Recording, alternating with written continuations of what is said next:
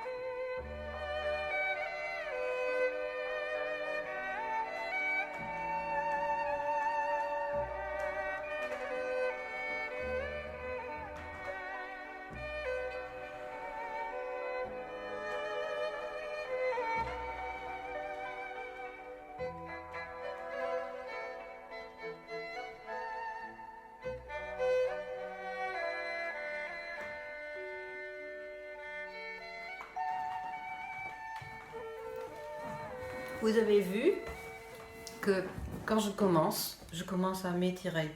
Donc c'est comme si j'avais une file qui me tirait vers le haut, qui va m'agrandir.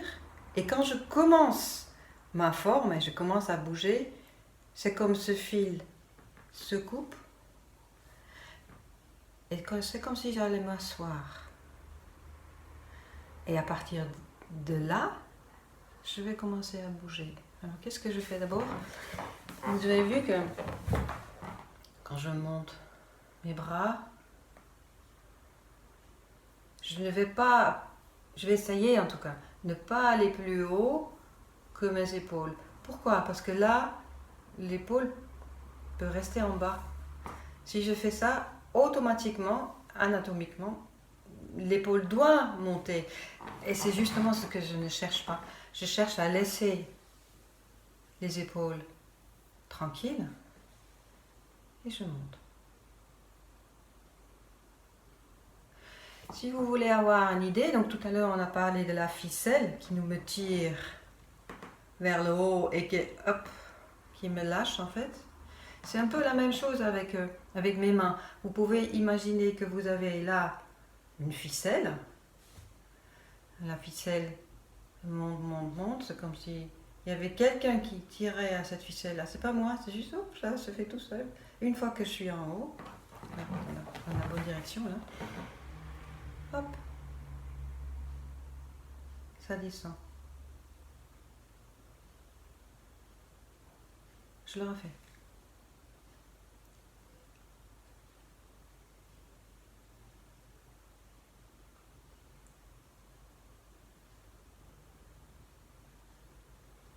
Vous voyez que le mouvement en fait reste très souple jusqu'au bout de mes doigts. J'essaye vraiment de faire quelque chose qui va jusqu'au bout des doigts. Je peux même imaginer, je vais mettre le profil, que par exemple ici, j'ai un grand ballon et je vais autour de ce grand ballon. Et du coup, le mouvement a plus de sens. Et quand j'imagine ce ballon, il n'est pas beaucoup plus grand, en tout cas il ne va pas beaucoup plus haut que mes épaules. Et du coup, quand je vais autour, automatiquement, ça reste un mouvement relativement petit.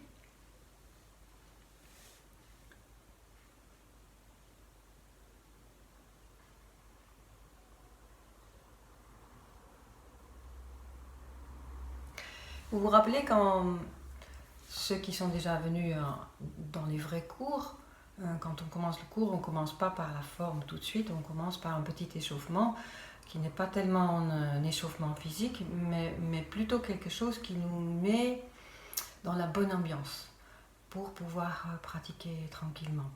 Et souvent, on commence par ce mouvement. Donc je vais le faire debout.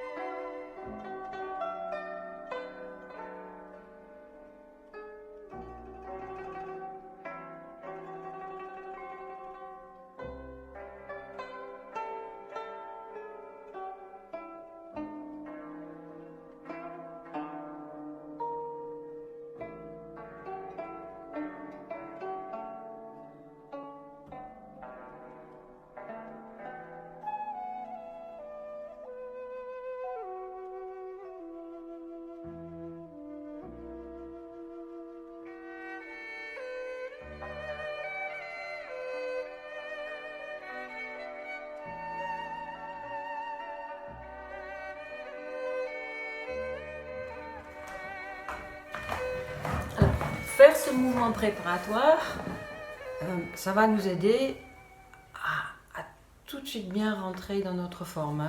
Vous savez, la forme elle est relativement courte, en tout cas pour moi.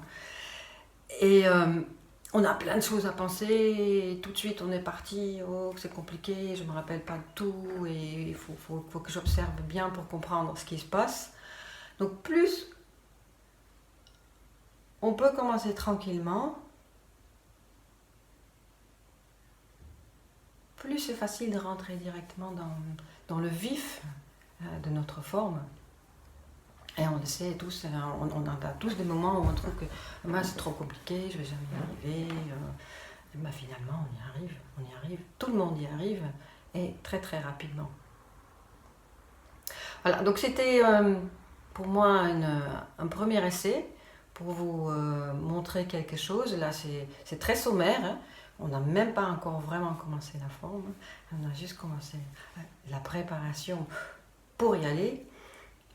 La prochaine fois, je vais vous donner plus de détails sur ce premier mouvement où on va retrouver chaque fois notre lune, notre ballon. Et au fur et à mesure, je vais vous amener dans chaque mouvement de la forme. Je vais essayer de faire ça chaque fois en 10 minutes, comme ça vous savez, c'est pas trop long, En même temps, je peux vous expliquer plein de détails.